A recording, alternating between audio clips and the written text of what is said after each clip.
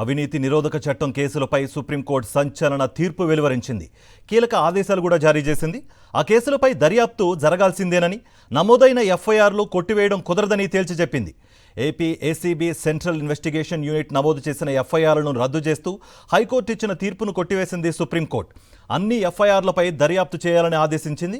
ఈ ఎఫ్ఐఆర్లపై 6 నెలల్లో తుది నివేదిక సమర్పించాలని, కేసుల్లోని ప్రతివాదులను అరెస్ట్ చేయొద్దని ఆదేశాలు జారీ చేసింది సుప్రీంకోర్టు ధర్మాసనం.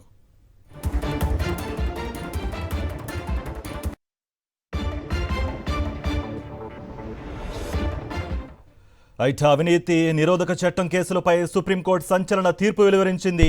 ఆ కేసులపై దర్యాప్తు జరగాల్సిందే అంటూ కీలక తీర్పునిచ్చింది సుప్రీంకోర్టు. ఇదే అంశానికి సంబంధించి మరింత సమాచారం మా ప్రతినిధి వెంకటేష్ అందిస్తారు. వెంకటేష్, అవినీతి నిరోధక చట్టం కింద నమోదైనటువంటి ఎఫ్ఐఆర్లపైన ఖచ్చితంగా దర్యాప్తు జరిగి తీరాల్సిందేనని ఈరోజు సుప్రీంకోర్టు కీలక తీర్పు వెలువరించింది. ప్రధానంగా ఏసీబీ దాఖలు చేసినటువంటి పిటిషన్ పైన విచారణ జరిపినటువంటి సుప్రీంకోర్టు ఈరోజు దీనిపైన తుది తీర్పు వెలువరించింది.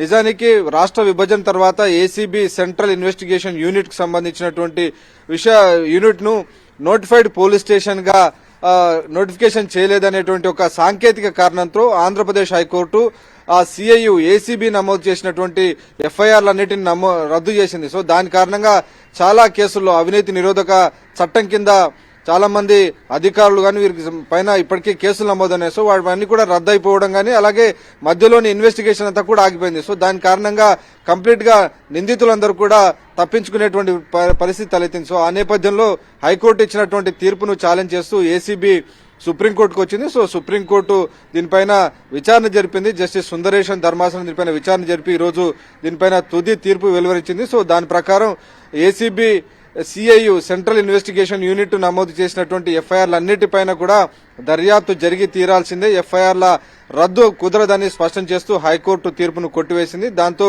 ఈ మొత్తం ఎఫ్ఐఆర్లపైన అవినీతి అధికారులపైన ఏవైతే కేసులు నమోదయ్యాయో, ఏసీబీ నమోదు చేసినటువంటి పీసీ యాక్ట్ కింద నమోదు చేసినటువంటి కేసులపైన దర్యాప్తు జరగబోతుంది. దానికి సంబంధించినటువంటి ఫైనల్ ఛార్జ్ షీట్లన్నీ కూడా 6 నెలల లోపల దాఖలు చేయాలని ఆదేశాలు ఇచ్చింది. అయితే ఎవరైతే కేసులు నమోదైనటువంటి నిందితులను ఇప్పటికీ అరెస్టు చేయొద్దని చెప్తూ ఖచ్చితంగా వారందరూ కూడా దర్యాప్తుకు సహకరించి తీరాల్సిందే, దర్యాప్తు పూర్తయ్యేంత వరకు కూడా ఏసీబీకి సహకరించాలని ఈరోజు సుప్రీంకోర్టు స్పష్టం చేసింది. సో దాని ద్వారా క్లియర్ గా సుప్రీంకోర్టు ఒక విషయాన్ని స్పష్టం చేసింది. ప్రివెన్షన్ ఆఫ్ కరప్షన్ యాక్ట్ కింద నమోదయ్యేటువంటి కేసులు చాలా సీరియస్ క్రైమ్స్. ఈ సీరియస్ క్రైమ్స్ ను ఖచ్చితంగా దర్యాప్తు చేసి తీరాల్సిందే, ఎట్టి పరిస్థితుల్లో ఎఫ్ఐఆర్ల రద్దు కుదరదని ఈ రోజు సుప్రీంకోర్టు సర్వోన్నత న్యాయస్థానం ఒక క్లియర్ ఇండికేషన్ పంపించింది. Right Venkatesh, thank you.